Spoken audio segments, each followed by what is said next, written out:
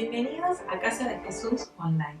Sabemos que no solamente nos está viendo nuestra familia de Casa de Jesús Valencia, sino que hay personas que nos están viendo desde otras partes del mundo, para lo cual te invitamos a que nos escribas y nos digas desde dónde nos estás visitando. Además, no te olvides de enviarnos tu foto. Es muy importante el hecho de que ahora no podemos abrazarnos. Qué lindo es poder verse y poder sentirse más cerca. También tengo un mensaje muy especial para un grupo de personas que es muy importante para Casa de Jesús, y son los niños. Sabemos que la Biblia dice que nuestro corazón nunca se va a apartar de lo que aprendamos en nuestra niñez. Así que, papi, te invito a que traigas a tus hijos porque tenemos un desafío en esta mañana. Tendrás que enviarnos una foto de una manualidad, un dibujo, una pintura, lo que tú quieras, pero que tenga una cruz. Nosotros los estaremos subiendo a las redes sociales desde hoy hasta el domingo, y será importante que puedas compartirlo con tus amigos o con tu familia, no solo para que te puntúen y tengas más puntos para el premio del día domingo, sino para que también puedan ver qué importante, qué bonita es la cruz de Jesús para nosotros. Así que apúrate y durante la reunión de hoy prepara tu cruz y envíanosla al móvil de la iglesia. Y bueno, iglesia, sabemos que este día hay gente que lo vive como con tristeza, pero nosotros hoy estamos juntos para celebrar el acto de amor más grande para con la humanidad. Así que te invito a que disfrutes este día, esta mañana, estos 21 días de ayuno y oración. Hemos estado preparando nuestro corazón para poder vivirlo con alegría, con gozo. Así que ningún virus ni ninguna pandemia opaque lo que Dios ha hecho por nosotros. Celebremos este día juntos y preparémonos en esta mañana para escuchar la palabra de Dios.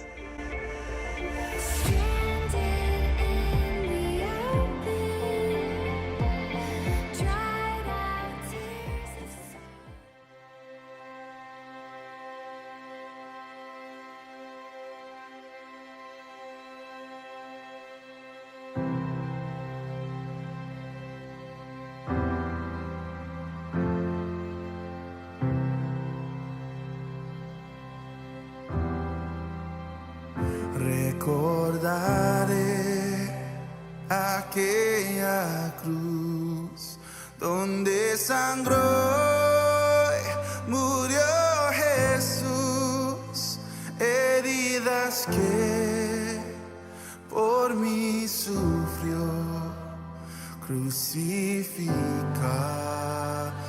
Salvador. Su cuerpo envuelto en dolor, en el sepulcro reposó, en soledad Él se quedó. Jesús Mesías, el Señor. Alabaré al Señor mi Dios, tu nombre yo proclamaré, eternamente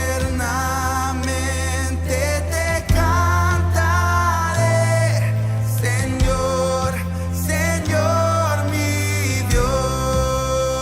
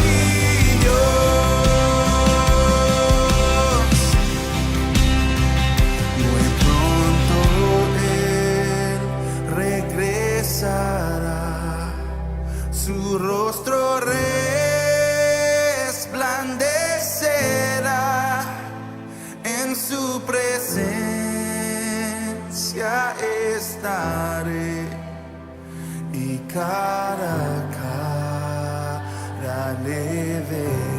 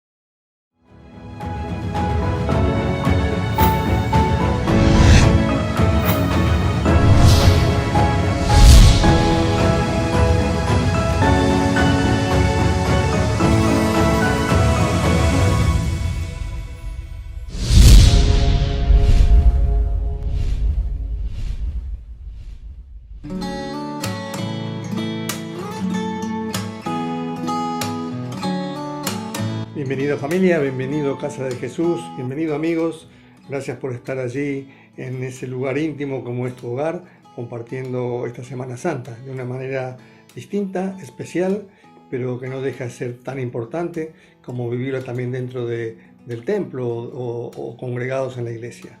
De la misma manera podemos celebrar a conciencia lo sagrado de esta Pascua, la Pascua de Resurrección de nuestro Señor Jesucristo.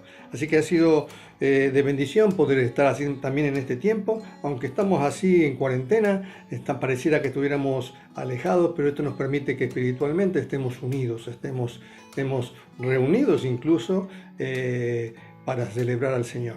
Miren, me encantó la alabanza. Dice bien claro el verso, decía: recordaré aquella cruz donde sangró y murió Jesús, heridas que por mí sufrió, crucificado Salvador. Su cuerpo envuelto en dolor, en el sepulcro reposó, en soledad Él se quedó, Jesús Mesías, el Señor. Recordando un poco, esta letra es del Ministerio Hillsong, parafraseando también un poco el himno tan conocido, pero empezaba: recordaré aquella cruz. La idea de que nosotros cuando celebramos todas las Pascuas, cuando celebramos, nosotros estamos recordando lo que el Señor hizo en la cruz. Y es importante que nosotros recordemos todo lo que hizo Jesús allí, todo lo que padeció, todo lo que sufrió, porque por esas heridas que Él sufrió, nosotros tenemos que estar alegres, contentos y alabando a nuestro Dios, porque nuestra vida continúa, porque nuestra vida recibió el perdón de Dios, porque nuestra vida continúa, porque nuestra vida recibió la salvación de Dios. Por lo tanto, es un momento de alegría y de celebración. Por eso te invito a que estemos en este viernes celebrando. Este es el día en el que el Señor Jesús muere, entrega su vida, y por lo tanto, celebrémoslo vivámoslo con alegría, más allá de lo dramático que fueron esas últimas horas que él vivió. Vamos allá. Nosotros en esta serie que estamos viendo, pues le hemos puesto este nombre, Los secretos detrás de la cruz. Para esta serie la denominamos de esta manera. Yo quiero que entiendas que la cruz es la mayor expresión del amor de Jesús para con la vida. Por eso la cruz es expresión de su amor por la vida. Ahora ya vas a entender el título al final. Estuvimos predicando en el día jueves sobre lo que fue la crucifixión de Jesús, las primeras horas. Tranquilamente podemos dividir en dos partes la crucifixión de Jesús. La primera parte son las 3 primeras horas. Recuerda que fue crucificado en la hora tercera, que aproximadamente son las 9 a.m., y muere y perece en la hora novena, a las 3 p.m. de la tarde. Por lo tanto, la primera parte tiene que ver con que llega hasta el mediodía, donde estaba todavía pleno sol, donde vimos las primeras 4 frases de Jesús, que se las dedicó tanto para sus agresores, hacia un ladrón, hacia su madre y hacia el discípulo amado. Pero ahora estas 4 frases tienen que ver con la segunda etapa. Es el momento que, por un raro fenómeno que no podemos todavía discernir, pero ese momento la tierra se oscureció. De pasar de estar a pleno sol, se oscurece, entra en tinieblas, dice también la palabra. Ahora, ese momento es un momento especial donde van a estar las últimas 4 frases de Jesús, que prácticamente las dice al final, casi en el momento de su muerte. Esta segunda parte del escenario cambió, el escenario es totalmente distinto. Pero claro, se infiere de que este fue el momento donde el juicio sobre el universo, sobre Jesús, en favor de la humanidad, se estaba ejecutando. Voy a dar unos detalles de lo que es el tema de un juicio. Por ejemplo, en el sistema jurídico, que bueno, como todos conocemos, hay extensos herramientas en las cuales nosotros podemos comprender y juzgar a un ser humano. El sistema jurídico juzga a un reo, pero con distintas herramientas importantes para poder discernir si es culpable o no.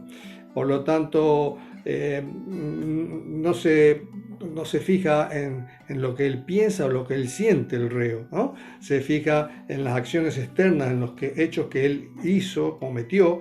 Se necesitan de testigos, se necesita de una reconstrucción del hecho, se necesita de muchos testigos, hasta incluso a veces se utilizan detector de mentiras, todo para tener más datos, para tener un juicio justo, lo más aproximado a la verdad, a los hechos y con pocas equivocaciones.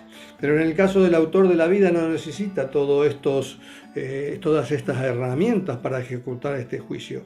Él está más allá de todo, Él conoce hasta las entrañas de nuestras almas, de nuestros pensamientos. Él no necesita de todos estos recursos para ejecutar este juicio.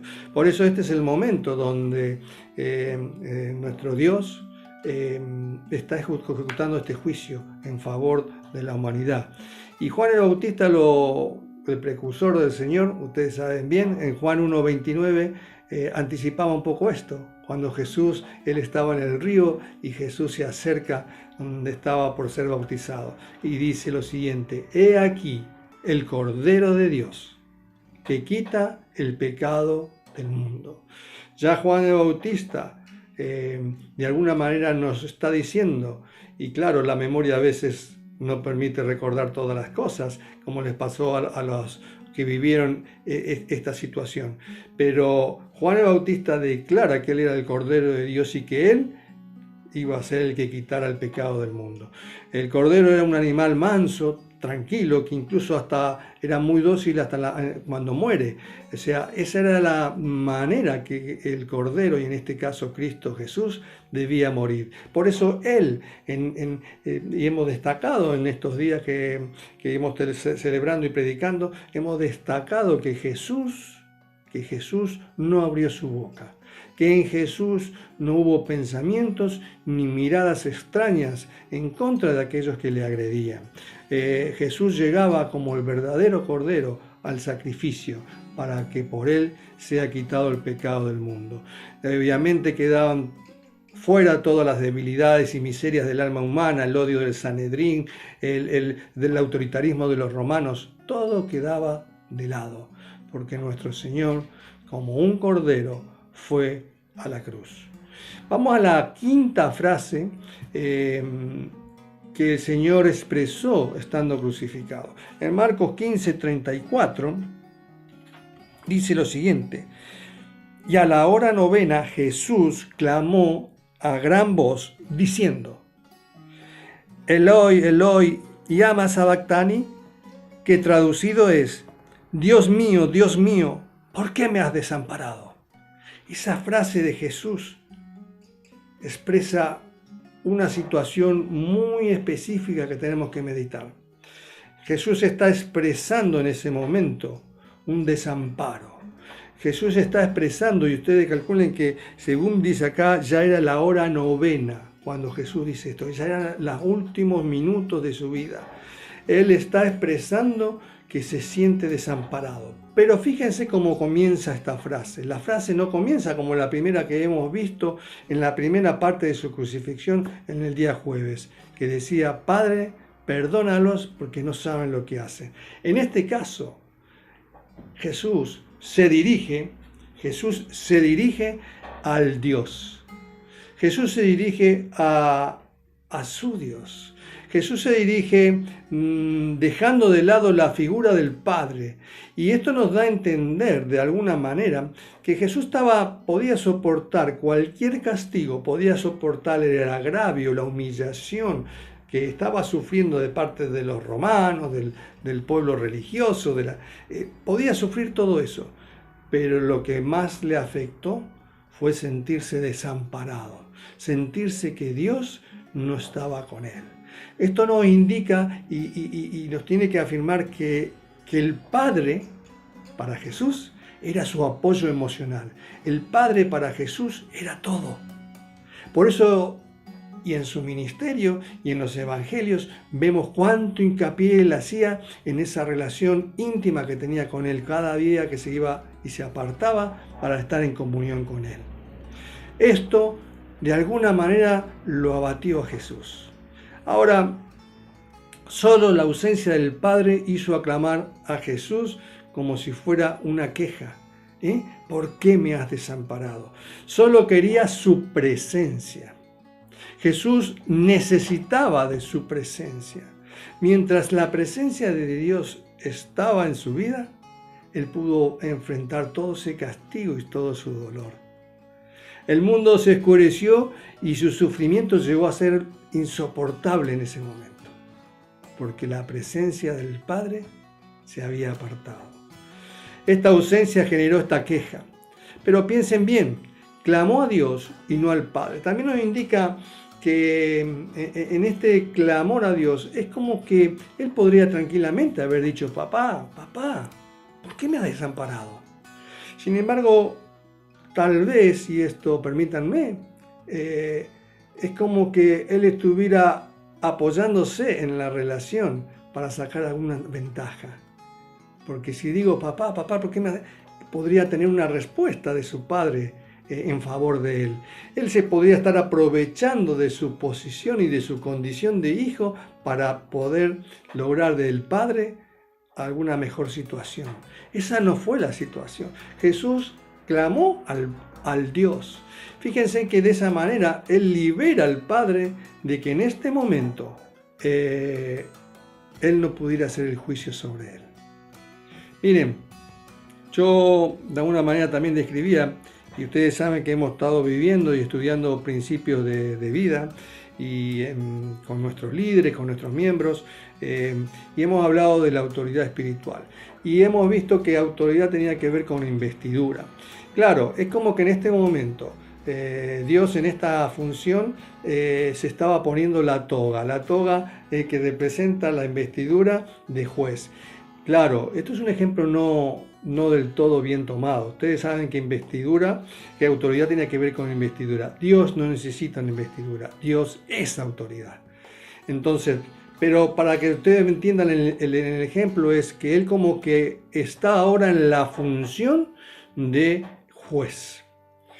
Ahora, en esta función, Jesús se encuentra esta situación de desamparo. Clamó a Dios como hombre y no como hijo.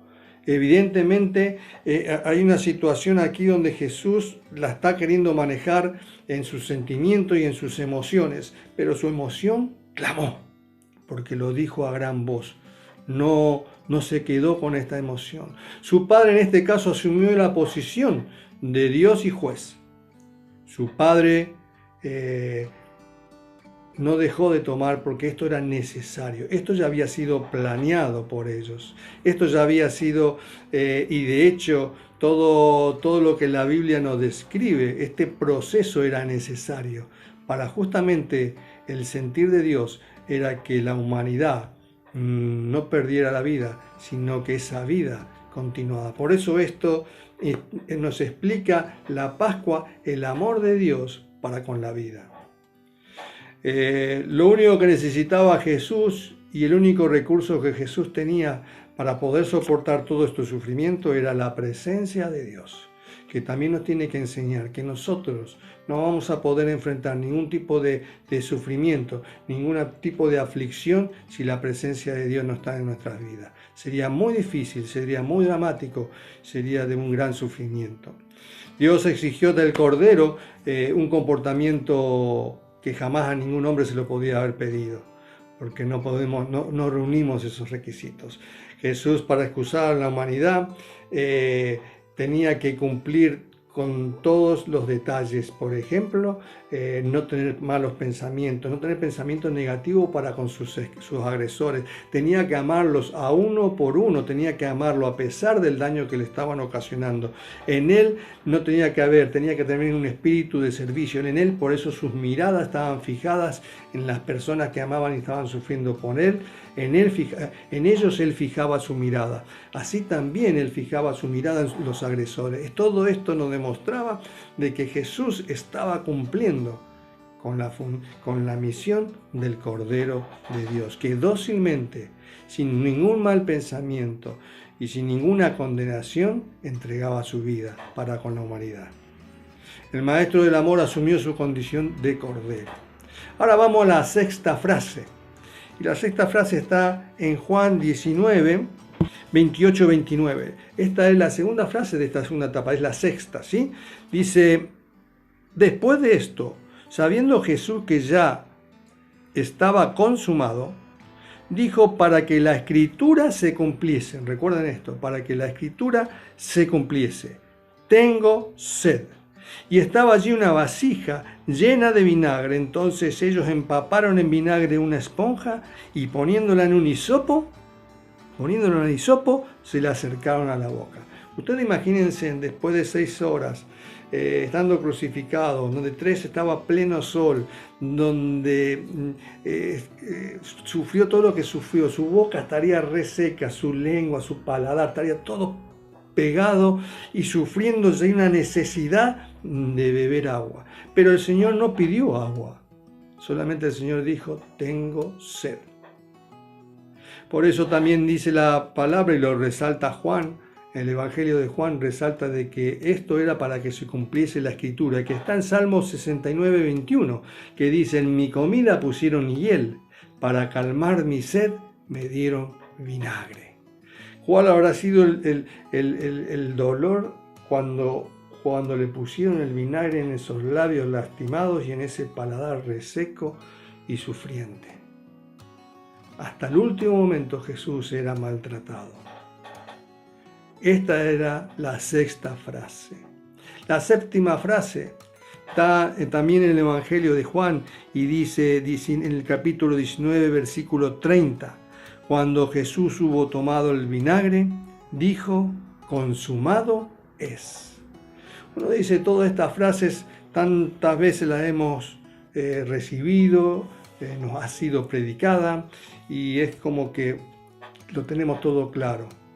Pero los discípulos en esa época no entendían todo esto que estaba pasando, no entendían todo este martirio que estaba pasando Jesús, no entendían por qué Jesús tenía que entregar su vida, no entendían cuál era el plan de Dios. Nosotros, en la distancia de estos 2000 años, nosotros tenemos otra luz para poder reflexionar sobre estos hechos. Pero en ese momento no vivían y no podían comprender todo esto. Y era muy difícil. Por eso en 1 Corintios el apóstol Pablo dice que porque la palabra de la cruz es locura para los que se pierden. Por lo tanto, aquellos que no lo pueden comprender, obviamente la cruz era locura. Pero Jesús planeó su vida y su muerte. Jesús, hasta incluso el momento de que vino la escolta a llevarlo para juzgarlo, él estaba ya preparado. Él estaba esperando ese momento. Él, como mismo sus discípulos, pudieron ver que él afirmó su rostro para ir a ese encuentro. Él fue a dar su vida y él esperaba allí ese momento y él se presentó. ¿A quién están buscando? Entonces, no nos queda duda de que Jesús estaba enfrentando esto como algo que ya él lo tenía planeado. Él sabía y sabía muy bien cómo iba a ser su muerte, su crucifixión. Ha llegado la hora. Por eso, en este consumado es, en este grito que hace el Señor, de alguna manera está manifestando, y según traducido es, la deuda está pagada. También otro tipo de traducción dice que el trabajo está acabado, el trabajo está cumplido. Es como que Jesús está gritando ahora, ya le quedan pocos minutos de vida, ya le queda poca gota de sangre de vida para poder expresar la alegría que él tenía. Y la alegría que él tenía es que esto ya está, consumado es. Un grito de victoria, como se dice en inglés, yes, yes. Y en este grito español que bien decimos y lo utilizamos mucho, olé, olé, como un grito de ánimo, como un grito para que todo el mundo se enterara, ya está, pagado está, cumplido está. La última frase de nuestro Señor, la octava, en Lucas 23, 46, que dice lo siguiente. Entonces Jesús, clamando a gran voz, dijo, Padre, en tus manos encomiendo mi espíritu. Y habiendo dicho esto, expiró. Es imposible a veces poder determinar de dónde sacó fuerza Jesús. Para cada vez que pronunció estas últimas 4 frases, ella ha sacado fuerzas para decirlo a gran voz. Pero la necesidad de Jesús de dar por cumplido su misión era importante. Seguramente a todos los testigos que estaban en ese lugar, tal vez a no todos llegó, pero fue suficiente como para que quede expresado por los escritores de los evangelios. Por lo tanto, esta frase que dio Jesús nos da pie, nos da la bendición de poder entender todo lo que Él hizo y para qué lo hizo. Cuando dice, en tus manos encomiendo mi espíritu, fíjense en lo siguiente, cómo comienza esta frase. Padre. Hace un ratito atrás, ustedes saben bien que hice hincapié que lo primero que dijo Jesús, en vez de volver a hablar con el Padre, habló con Dios. Y fue a Dios que le expresó que estaba y se sentía desamparado por Él. Pero ahora en este momento, Él vuelve al Padre. Él en este momento está en otra situación. En este momento está en una situación de confort porque estoy con mi Padre. Estoy con papá. Y en este momento Él decide ya, es el final. Él pudiendo determinar incluso cuándo es su final, puede expresar estas palabras. Y dice, Padre, en tus manos encomiendo mi espíritu. ¿En quién encomendarías tú, espíritu? ¿A qué persona lo harías? Evidentemente el hecho de poder encomendarse al Padre es porque Él no tiene dudas de que ese Padre lo va a recoger, de que ese Padre le va a dar el destino deseado, el buen destino. Por eso es importante que nosotros entendamos que en este sacrificio hay todo un plan de Dios para que no solo la vida de Jesús, sino la vida de cada uno de ustedes, como la vida mía, sepamos que Dios tiene un destino especial y que no es la muerte. Porque Jesús encomienda su espíritu al Padre. Dios regresa a su posición de Padre, que había pasado a ser juez, y ahora Jesús va a su posición de Hijo. Hay un cambio radical en esto. Y hay un cambio donde nos da, y Jesús siente una seguridad, porque cuando vuelve al Padre es como que Él se siente protegido, porque ya está todo cumplido, no hay nada que arreglar. La divergencia que surgió en ese momento que Dios me desamparó fue porque faltaba esto. Y a partir de eso ya está cumplido. Y en eso ya Él puede volver al Padre, puede volver a sus brazos. Fíjense que en todo esto dice en Primera de Juan que también Él asume ya una nueva responsabilidad. En Primera de Juan dice bien claro: hijitos míos, estas cosas os escribo para que no pequéis. Y si alguno hubiere pecado, abogado tenemos para con el Padre, a Jesucristo el justo. Entonces, Él asume ya ahora que está en otra posición. Él se encomienda al Padre, encomienda su espíritu y va a adquirir un rol que es el rol de abogado para con la humanidad. Y recupera esa intimidad y esa relación con el Padre. Recupera Él esa posición de gozo, de paz y de alegría. Ahora, otra cosa interesante es que también en esta revelación Jesús revela y habla de espíritu. Y esto nos deja bien claro que esto no es lo mismo que el cerebro. Nos dice que no tiene que ver con el mundo físico. No tiene que ver ni siquiera con el metabolismo cerebral y con todas las energías que allí ocurren. Esto tiene que ver con algo más, que llamamos incluso alma y espíritu. Jesús nos habla de que hay otra cosa aparte de la vida física, hay otro mundo que nosotros tenemos que recapacitar. Jesús sabe que vuelve al autor de la vida. Vamos a cerrar con esto. Todo lo que ocurrió en ese viernes, todo lo que ocurrió mientras Jesús estaba siendo crucificado, todas las palabras que Él expresó, de alguna manera muchos ignoraron todo lo que decía. De hecho, los mismos religiosos que provocaban a Jesús, que si eres el Hijo de Dios, bájate de la cruz, y lo seguían provocando a pesar de verlo que ya estaba crucificado, seguían con su escarnio. Todo eso, incluso hubo esas palabras que Jesús expresó, no a todos les sirvió. No todos comprendieron. Otros decidieron, mientras Jesús iba por la vía dolorosa, otros decidieron golpearse el pecho e irse de ahí. Muchos se perdieron las últimas palabras de Jesús.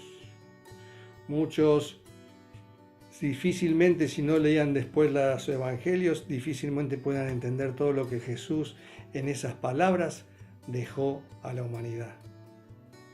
Tenemos que entender de que este momento fue especial para aquellos que se quedaron hasta el último momento. Este momento, incluso había personas allí que estaban cumpliendo sus responsabilidades, pero no tenían ninguna otra misión. Y eso eran los soldados romanos. Ellos estaban allí porque tenían que cumplir la misión de la crucifixión. Y obviamente ellos ignoraron todo lo que sucedía allí. No tenían idea, ni sabían todo lo que se estaba proclamando, porque ni siquiera cuando le dieron el vinagre podían saber que eso ya estaba en un salmo 1000 años antes escrito, que iba a suceder. Por lo tanto, hubo muchos testigos en esa cruz, en ese calvario. Hubo muchos testigos que no todos pudieron recibir el mensaje de Dios. Pero yo quiero hacer hincapié que también hoy en día pasa lo mismo, porque hoy en día todo el mundo cristiano celebra la Pascua se transmite el mensaje de muchas maneras, todo lo que representa para nosotros el mundo cristiano. Sin embargo, mucha gente pasa de largo del mensaje de Dios, pasa de largo del amor de Dios para con cada uno de nosotros. Pero quiero hacer hincapié que en ese día, en ese viernes, hubo una persona que vivió otra cosa. Hubo una persona, un testigo que era extranjero, un testigo que era de otra cultura, que tenía otro idioma, que eran paganos, que adoraban otros dioses o a muchos dioses, que era imperialista, que tenía jerarquía militar, que vio en la cruz a un hombre que estaba siendo crucificado, pero que supo ver y comprender que a pesar de que él estaba cumpliendo una responsabilidad como de parte del ejército romano y estaba cumpliendo su responsabilidad, pudo recibir todo el mensaje de la cruz y comprender lo que la palabra refleja. Y dice lo siguiente, Marcos 15:39. Y el centurión que estaba frente a él, viendo que después de clamar había expirado, dijo, verdaderamente este hombre era hijo de Dios. Este centurión romano pudo entender después de que murió de que verdaderamente este hombre era hijo de Dios. En Lucas 23:47 dice, cuando el centurión vio lo que había acontecido, dio gloria a Dios, diciendo, verdaderamente este hombre era justo. ¿Por qué termino con el centurión? Porque en esta Pascua, claro que hablamos de Jesús y el centro de la Pascua es nuestro Señor Jesucristo. Pero este mensaje queda inconcluso si nadie lo recibe. Si no hay un corazón preparado para recibir todo lo que Jesús hizo en la cruz. Por eso quiero destacar a este centurión romano, que la Biblia lo destaca. En esta Pascua que celebramos, y te digo a vos ahora, a cada uno de los que están allí compartiendo este mensaje de Dios, no te autoexcluyas. No necesitas ser un teólogo, no necesitas conocer toda la palabra de Dios, no necesitas un certificado de buena conducta, no necesitas un certificado de buenas obras. Así como el centurión no tenía nada de esto, solo tuvo un corazón predispuesto y una mente abierta para dejar los prejuicios de lado, para dejar todo aquello que es un obstáculo para ver a Jesús como el Hijo de Dios. Que vos puedas tener en este momento y entender como este centurión que el que murió en la cruz, Cristo Jesús, es el Hijo de Dios. Es el Cordero de Dios, el que fue sacrificado para perdón de nuestros pecados. Por eso es que la cruz es la mayor expresión de amor por la vida. ¿Por qué por la vida? Porque Jesús murió en la cruz para que todos tengamos vida y vida eterna. Pero claro, nosotros no nos damos cuenta. Solamente vivimos atemorizados porque la muerte es nuestro final. Pero justamente la Pascua nos muestra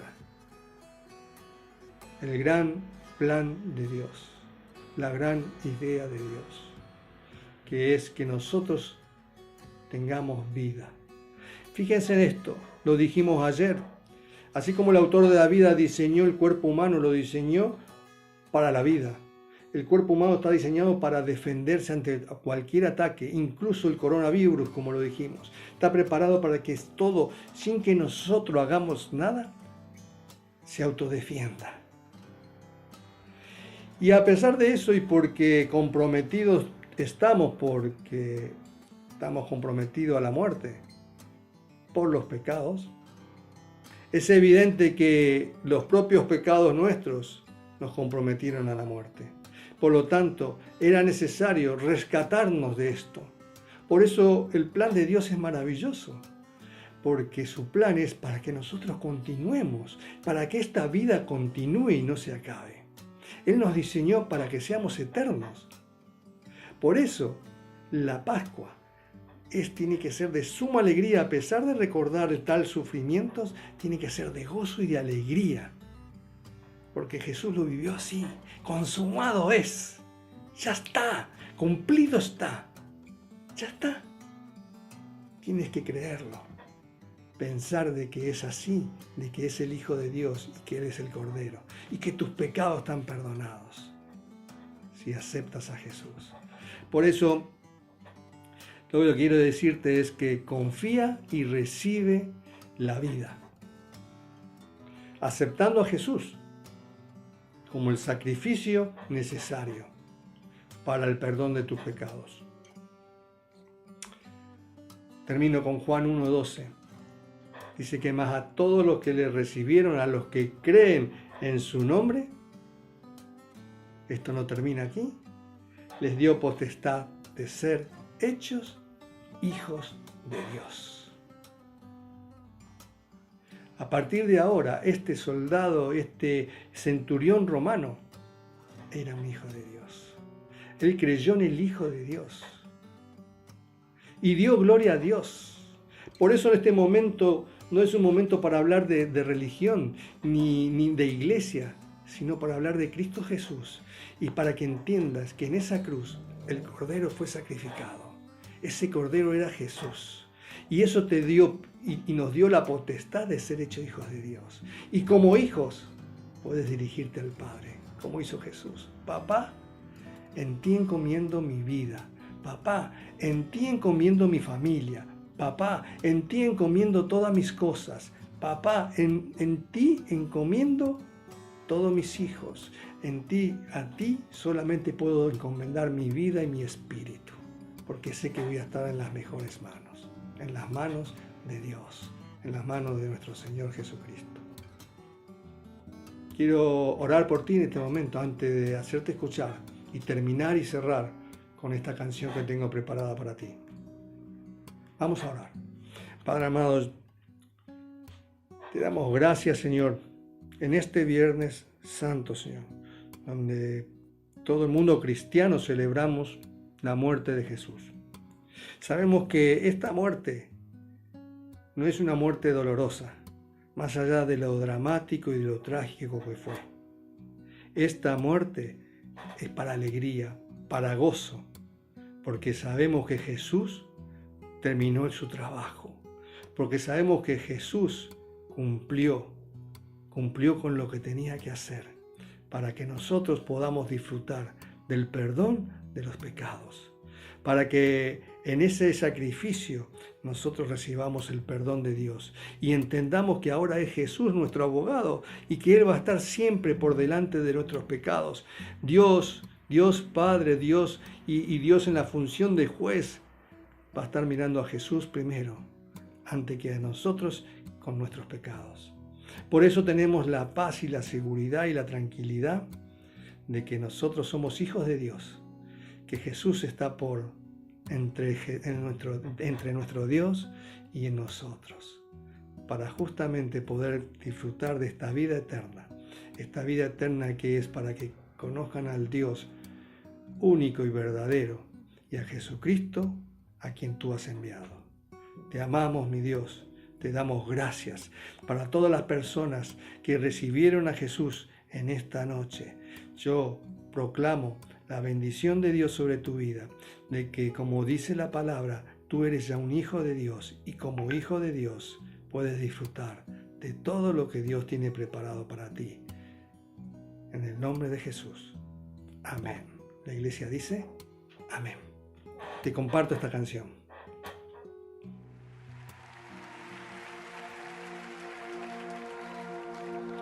Me envuelves hoy con una canción, melodía amor. Cantas libertad en mi adversidad, hasta que huya temor. Ya no soy un esclavo del temor, yo soy hijo de Dios. Ya no soy un esclavo del temor, yo soy hijo de Dios. Na, na, na, na.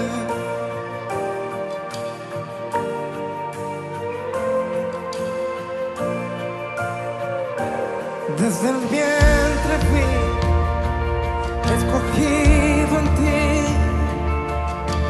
me llamo el amor.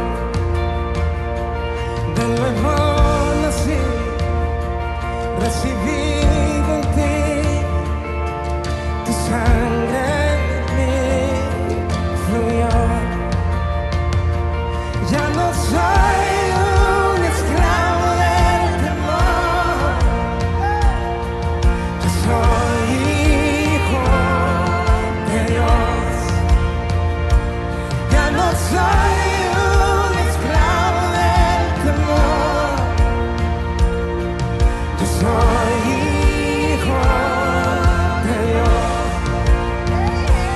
Ya no soy un esclavo del temor, yo soy hijo de Dios. Ya no soy un esclavo del temor, yo soy hijo de Dios. Na, na, na.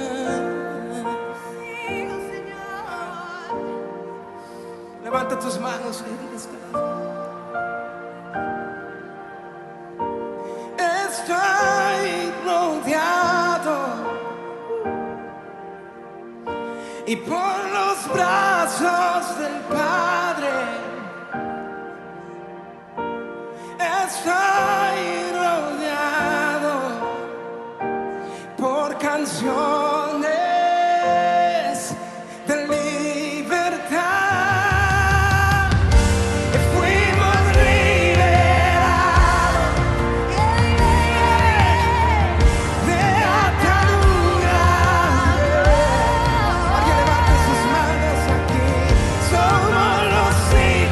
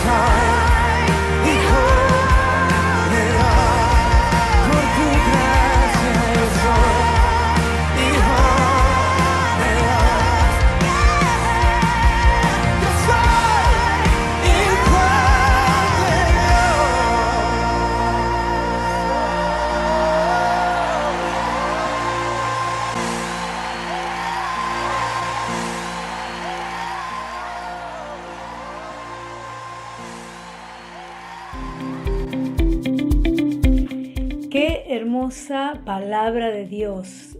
Qué bendición, hermano, familia, que tuvimos este miércoles, jueves y viernes de celebración. Pero esto no termina. El día domingo vamos a celebrar a lo grande el final de esta Semana Santa, el día de la resurrección. Mira, familia, yo te animo a que madrugues un poco, te levantes un poco antes, prepares tu desayuno, con toda tu familia te sientes a escuchar lo que Dios tiene preparado para el domingo 11:30, pero 11:20. Te animo a que te puedas estar conectada y chatear en nuestro chat y comentarnos cómo estás, cómo te sentís, cómo pasaste estos días de Semana Santa juntos. Esto es un privilegio, familia, el que podamos estar todos juntos. Así que no te pierdas el domingo 11:20. Conectate con nosotros, Casa de Jesús. Los secretos detrás de la cruz.